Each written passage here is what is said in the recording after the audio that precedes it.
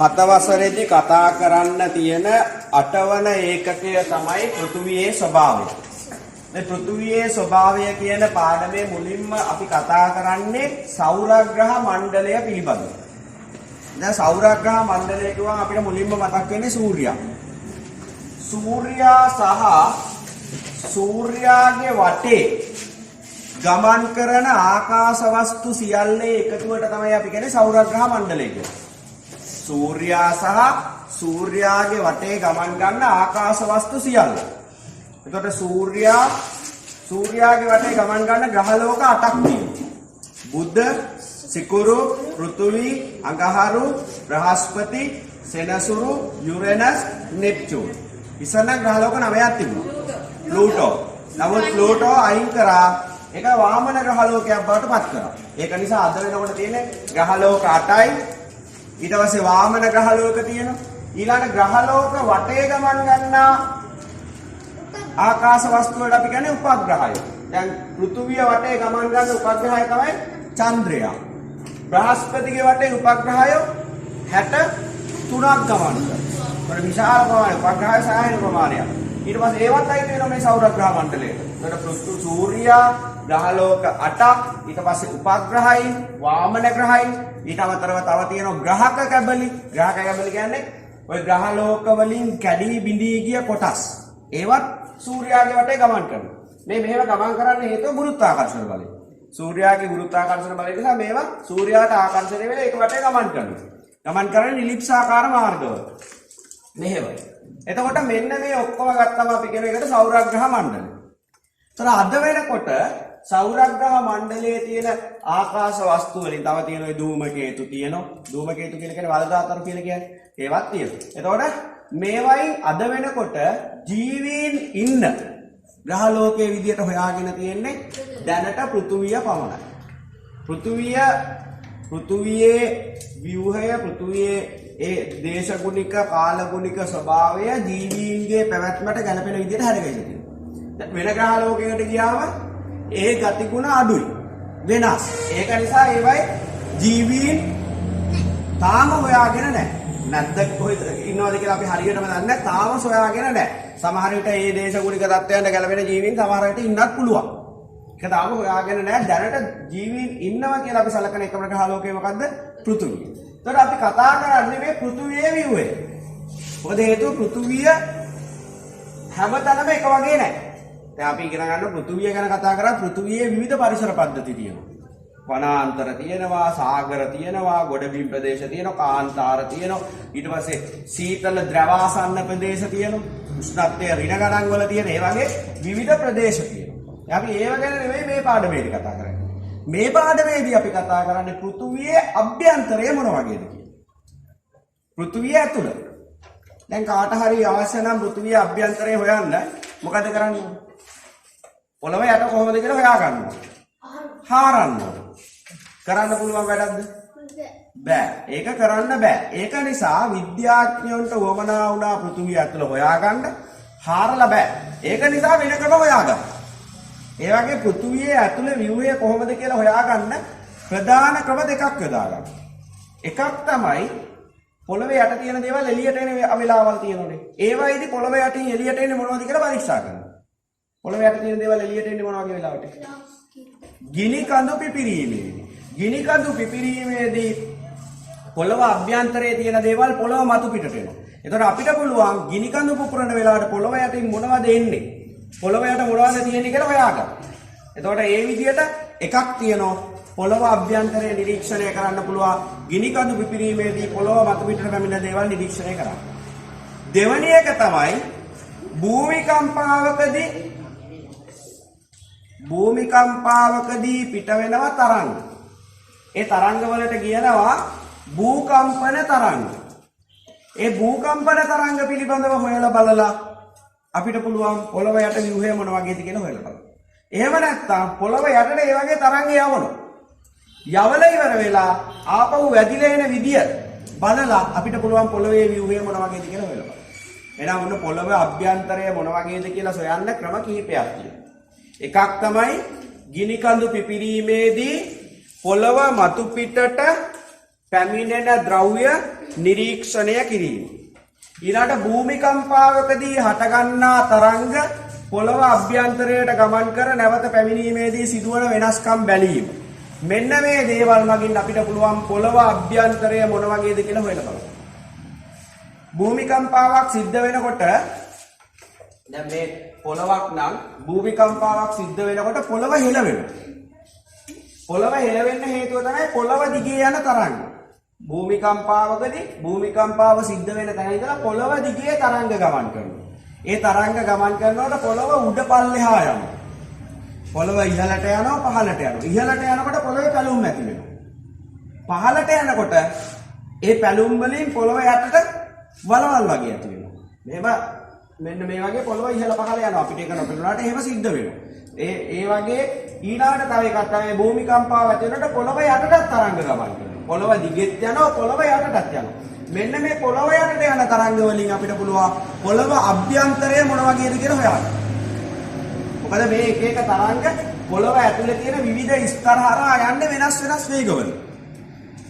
දැන් පොළව අපි ඉගෙනගෙන තියෙනුනේ පොළව යට තියෙන ලාවා තියෙන ප්‍රදේශ. ඒ කියන්නේ ද්‍රව පාසාන අපි ලෝදිය කියලා කියන්නේ. ඒ වගේ ප්‍රදේශයකදී මේ තරංගවල වේගය වෙනස්. පාසාන තියෙන ප්‍රදේශයකදී තරංගවල වේගය වෙනස්. ඒ වෙනස බලලා අපිට කියන්න පුළුවන් පොළව මොන වගේද ඇතුළ හැදිලා තියෙන්නේ.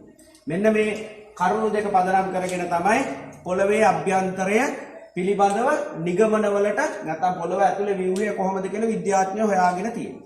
එතකොට දෙක තමයි මොනවද? එකක් ගිනි කඳු පිපිරීමකදී පොළව මතු පිටට පැමිණෙන ද්‍රව්‍ය නිරීක්ෂණය කිරීම. අනිත් එක තමයි භූකම්පනවලදී හටගන්නා තරංග පිළිබඳව අධ්‍යයනය කිරීම. එතකොට භූකම්පනයකදී හටගන්න තරංග පිළිබඳව හොයන්න නම් භූමිකම්පාවකදී හටගන්න තරංග හඳුනා ගන්න උපකරණ තියෙනවා. ඒ උපකරණ වලට කියන්නේ භූකම්පන මාන. ලංකාවේ තියෙන හැම භූකම්පන මානයක් සවි කරපු තැනක්. ඒත් ලංකාව පොඩි රටක් නිසා ලංකාවේ හැමතැනම භූකම්පන මාන සවි කරලා නැහැ. ඒ වගේ භූකම්පන මානය සවි කරපු තැනක් තමයි ලංකාවේ මහනුවර. මහනුවර තියෙන පල්ලේ කැලේ කියලා ප්‍රදේශයක්.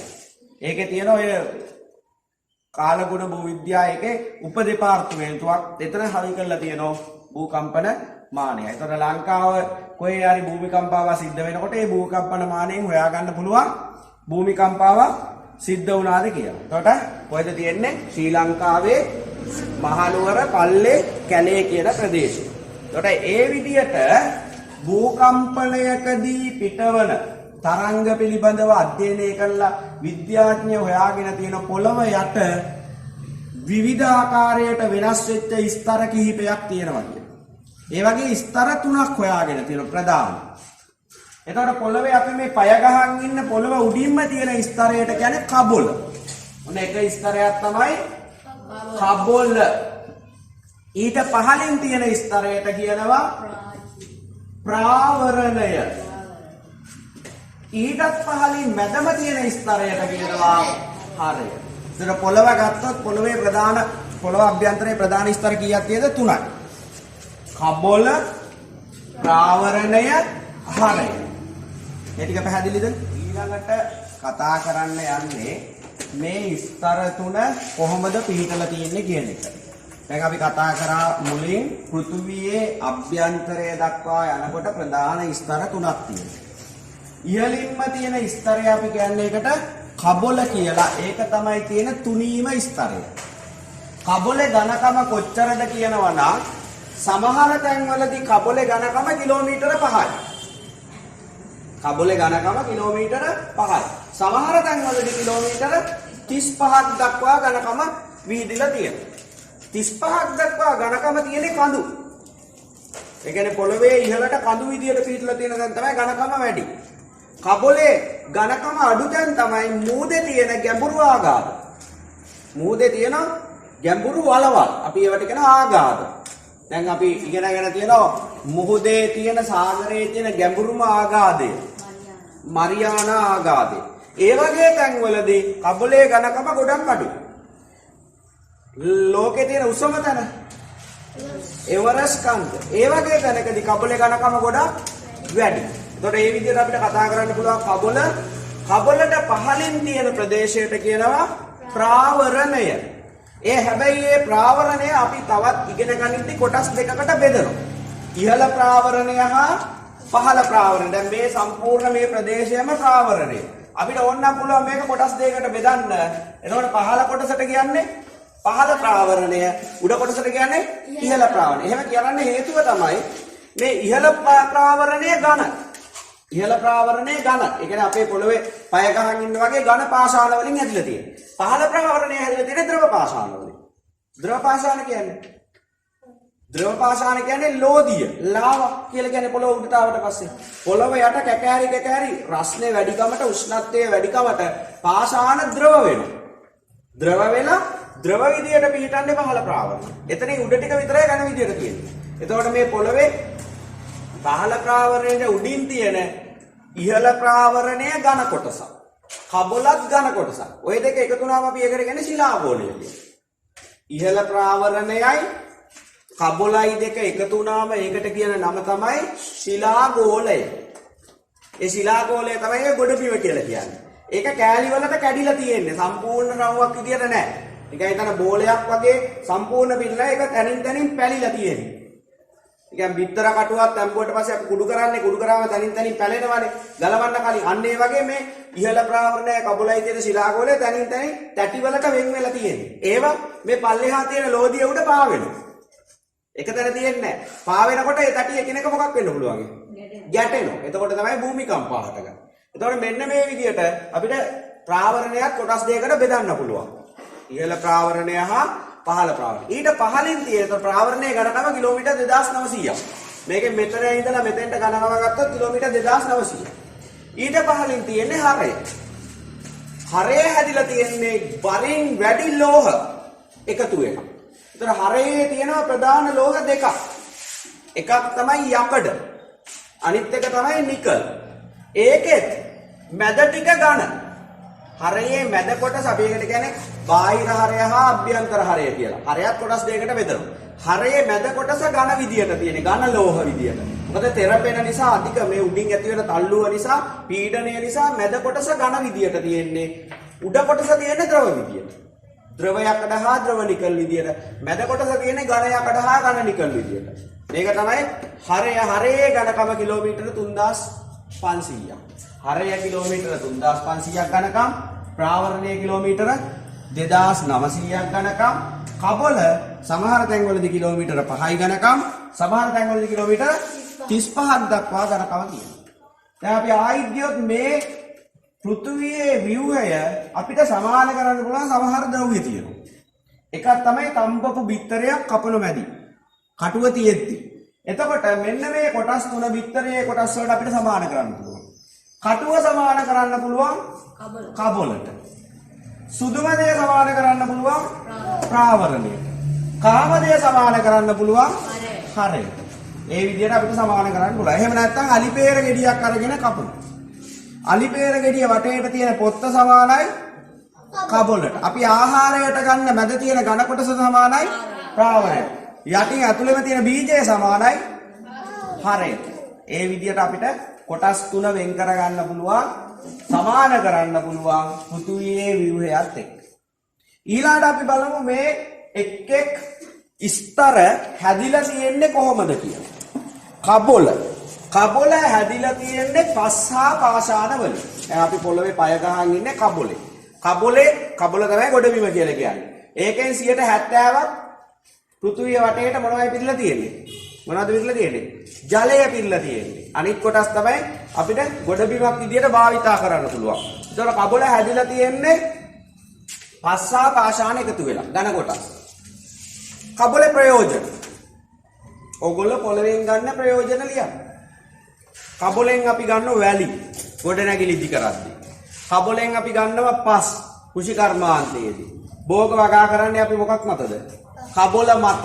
ඊට පස්සේ වටින khනිජ වර්ග ගන්නවා. රත්තරන්, රිදි, මැණික්, වෙනත් ලෝහ, යකඩ නිසානේ ගන්න පොළවෙන් ගන්න පස් වලින්. අපි පස් වලට කියන්නේ යපස් කියලා.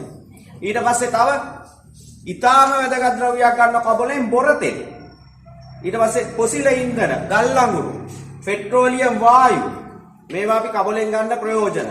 ඒතර කබලෙන් ගන්න ප්‍රයෝජන මොනවද ඇහුවොත් ගොඩනැගිලි කර්මාන්තයට අවශ්‍ය අමුද්‍රව්‍ය, වෙනත් කර්මාන්ත වලට අවශ්‍ය අමුද්‍රව්‍ය, khනිජ වර්ග, පොසිල ඉන්ධන, ඒ ඔක්කොම ගන්න මොනවයින්ද?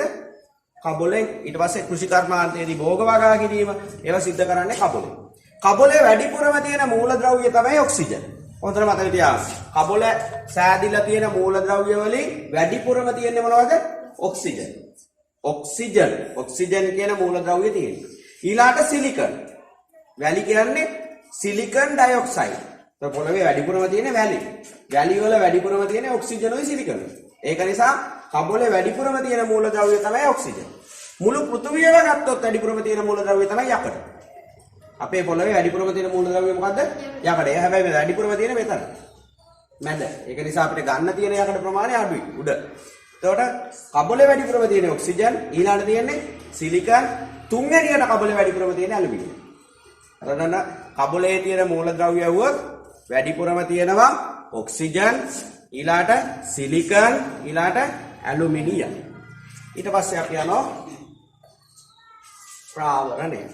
ප්‍රාවරණය මම කිව්වා කොටස් දෙකකට බෙදනවා. ඉහළ ප්‍රාවරණය හා පහළ ප්‍රාවරණය. ඉහළ ප්‍රාවරණයේ තියෙන ඝන පාෂාණ. ඒවා ඝනයි. පහළ ප්‍රාවරණයේ තියෙන්නේ මොනවද? ද්‍රව පාෂාණ.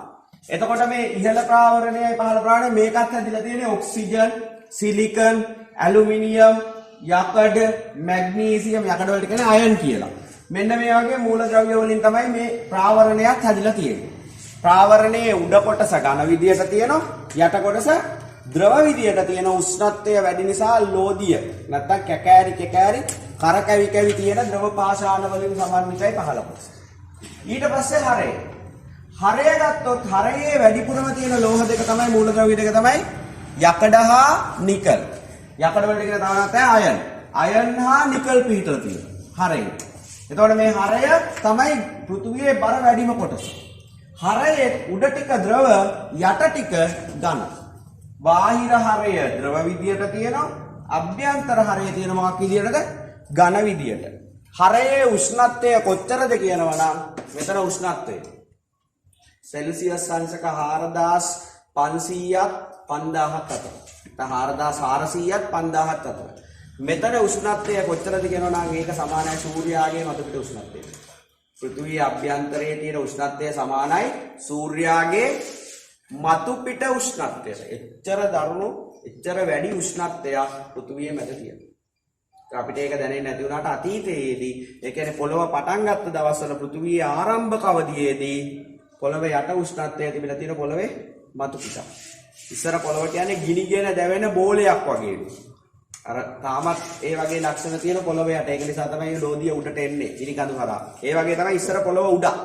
පස්සේ ක්‍රමයෙන් සිසිල් වෙලා අවුරුදු මිලියන ගාණක් තිස්සේ වැහැලා ඒ වගේ වෙලා තමයි අද තියෙන තත්ත්වයට පෘථිවිය පත් වෙලා තියෙන්නේ. නමුත් පෘථිවිය ඇතුළ තාමත් ඒ වගේ. ඒක නිසා තමයි පොළොවේ ඇතුලේ අභ්‍යන්තරයේ සෙල්සියස් අංශක 4400 5000 වගේ උෂ්ණත්ව වලට පත් වෙලා තියෙන්නේ. සිසිල් වෙලා නැහැ. උඩ ටික සිසිල් වෙලා තමයි කබල ඉහළ ප්‍රාවරණය හැදිලා ඝනකම් කොටසක් ඇති වෙලා තියෙන්නේ. ඒතර ඔය ටික තමයි අපිට කතා කරන්න තියෙන්නේ පෘථිවියේ ව්‍යුහය පිළිබඳව. දැන් අපි ඊළඟට කතා කරන්නේ භූතැටි හා භූතැටි චලනය. දැන් අපි ඉගෙන ගත්තා පොළවේ උඩම තියෙන්නේ මොකද්ද? උඩම ස්තරය තමයි කබොල. ඊට පස්සේ කබොලට යටින් තියෙන්නේ මේ ප්‍රදේශයට කිව්වා ප්‍රාවරණය. ඊට යට කොටසට කිව්වා හරය. මේ ප්‍රාවරණයේ උඩ කොටස ඝන පාෂාණ වලින් ඇදලා තියෙනවා. පහළ කොටසේ තියෙන්නේ ද්‍රව පාෂාණ. මෙන්න මේ ප්‍රාවරණයේ ඉහළ කොටසක් කබොලත් අපි හැඳින්වුවා පොදුවේ මොන ගෝලය කියලා?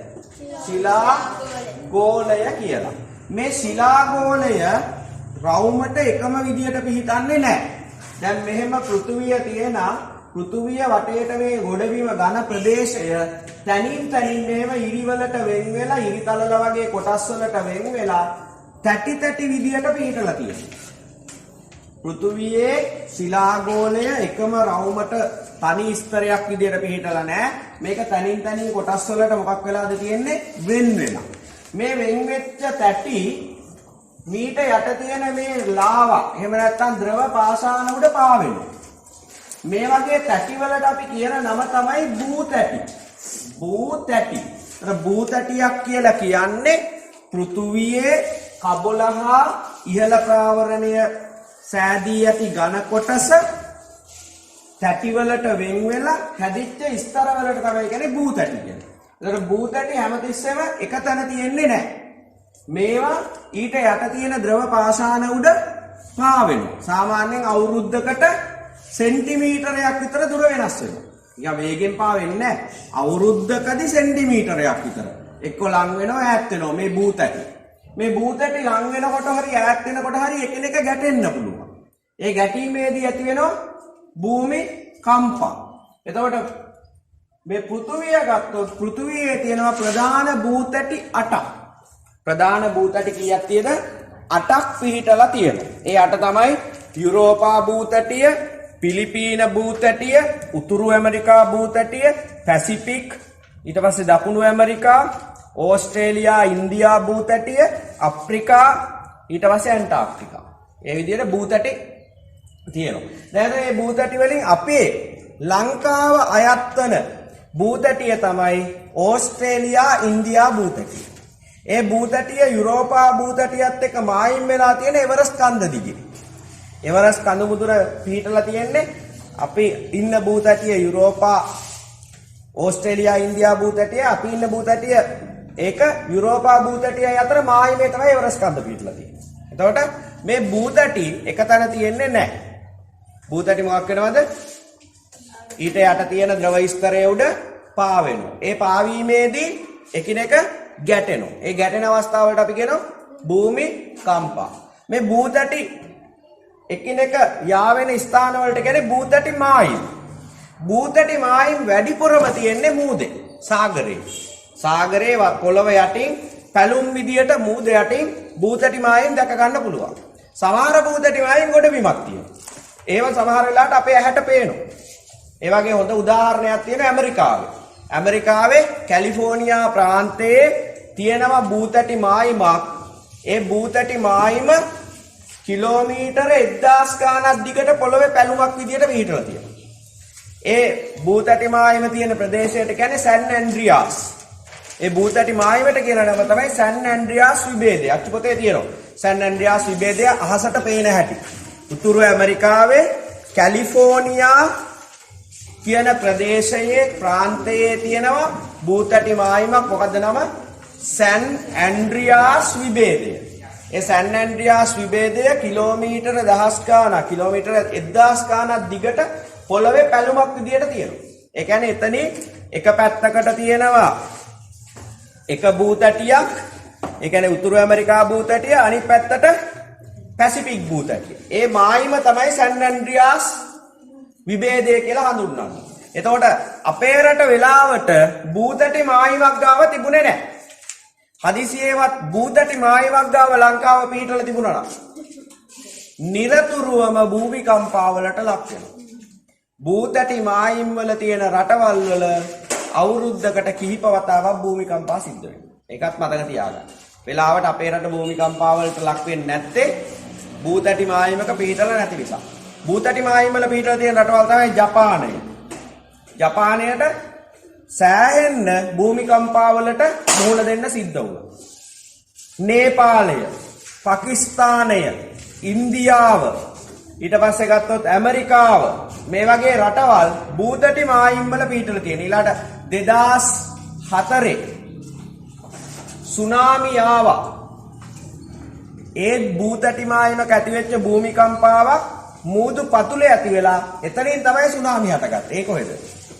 ඉන්දුනීසියාවේ සුමත්‍රා දූපත් ආසන්නයේ මුහුද යට පතුලේ ඇතිවෙච්ච භූතැටි මායිමක ඇතිවෙච්ච භූතැටි එකිනෙක හැප්පීමක් නිසා ඇතිවෙච්ච භූමිකම්පාවක ප්‍රතිඵලයක් විදිහට තමයි 2004 සුනාමිය ආවේ. 2004 දෙසැම්බර් වල සුනාමිය එන්න හේතුව ඒක. හරි. එතකොට එහෙනම් අහගන්න හොඳට භූතැටි මායිම් අසල තියෙන රටවල් වලට භූමිකම්පාවලට නිරතුරුවම ලක් වෙන්න වෙනවා.